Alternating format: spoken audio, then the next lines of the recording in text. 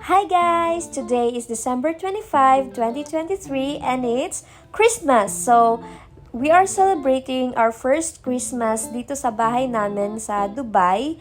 And simula nang magkasama na kami ni na Mama, ni Dudoy at ni Dan, naging tradisyon na naming apat na nagbibigay ng gifts sa isa't isa.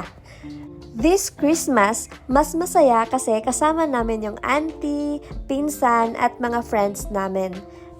And of course, meron din kaming prepare and binigay sa kanila because yan yung love language namin na pamilya, nagbibigay ng gifts. Para sa amin, ang sarap-sarap talaga sa feeling na nakakapagbigay ka ng gifts. Kitang-kita nyo naman kung gaano kasaya pag nakikita mong masaya din sila sa mga natatanggap nila. Hi guys! I'm gonna show you what I got last Christmas. So, first, let's start from exchange gift namin sa company, which is this one. Isang set ng Bath and Body na lotion, perfume, and I think it's body wash.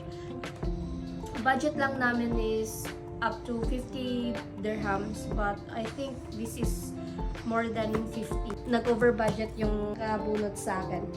Next one is mga pabango ulit. This one is from a friend ng pinsan namin sa Abu Dhabi. And this one is from Mama.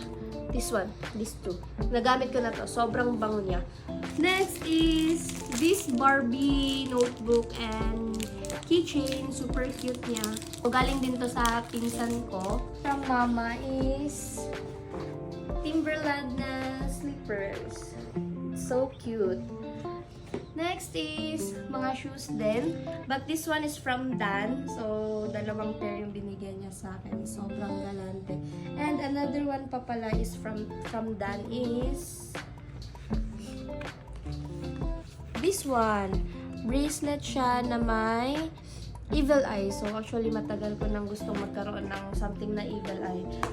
Sabi nila, may something saying na hindi dapat ikaw yung bumili ng evil eye mo. Dapat bigay daw yan. So, yan. Meron na akong evil eye na bigay ni Dan. And this one, this pair, is from my brother. Chill-chill na outfit. Maganda to kasi napaplan na din akong mag-jogging or gym, something. So, thank you so much, everyone, for the gift and for the love. Thank you for watching, guys. See you on the next one. Bye!